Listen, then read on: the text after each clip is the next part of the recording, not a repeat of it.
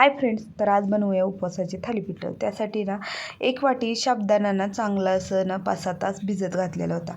छान असा शाबू भिजलेला होता. त्यानंतर 2 उकडलेले बटाटे घेतले साल काढून, त्यानंतर खिसून घेतले. खिसलेल्या बटाट्यामध्ये शाबू घालून घ्यायचा. त्यानंतर ना 2 हिरव्या मिरच्या भाजून घेतलेल्या होत्या, त्याचा ठेचा वाटलेला होता. तर हिरव्या मिरचीचा ठेचा घालून घेतला. त्यानंतर ना चवीनुसार मीठ घातलं आणि ना 2-3 चमचे ना शेंगदाण्याचं कूट घालून घेतलं.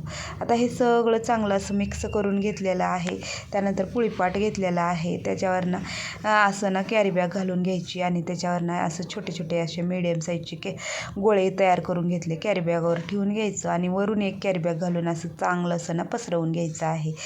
कॅरी बॅग घातल्यानं ना चांगलं पसरलं पण जातं आणि ना थालीपीठाला चिरा पण पडत नाही. त्यानंतर तवा ठेवला होता गॅसवर गरम करायला.